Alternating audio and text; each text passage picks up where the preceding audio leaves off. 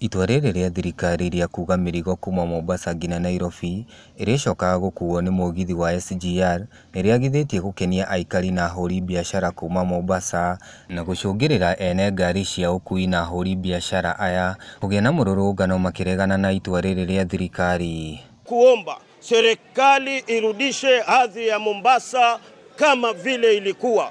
Mnatuhamashia makazi yetu kupeleka sehemu zingine. Kwa hivyo sisi, hii ni warning ya mwisho, tutafanya maandamano Kenya mzima. Gũkũ mũmbunge wa Mvita Abdul Samad Nasir na kĩnde na tigwo na thutha harĩ mũrũrũngano ũyũ, gũkũ akiumĩria na gũtetera ahũri biacara aya kũrĩa augĩte nĩ hathara nene kũrĩ ahũri biacara aya na aikari a Mombasa, akiuga to ũkui wiki ũkũgũmĩrwo nĩ hathara ĩno nĩ amu nginya mahoteri-inĩ ndogo ambao kwamba zinatoka kutoka hapa all the way hadi sehemu ya Nairobi, mahoteli yote yameweza kuathirika. Oho ahũri biacara aya nĩ maugĩte matingĩtĩkĩra biacara yao ĩtwarwo kũngĩ nĩamu Mombasa nĩcokete na thĩ ũhoro wĩgiĩ ũhũri wa biacara. Hakika maandamano yataendelea kila Jumatatu kwa sababu ni haki yetu kuandamana kupigania haki yetu.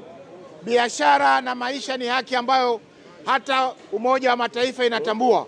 Kwa hivyo katiba yetu imetupa haki ya kufanya biashara, kufanya uchumi kila sehemu nchini Kenya. Hatuwezi kukubali uchumi wa Mombasa na Kenya kwa jumla kuathirika. Kwa hivyo tunasema maandamano yataendelea.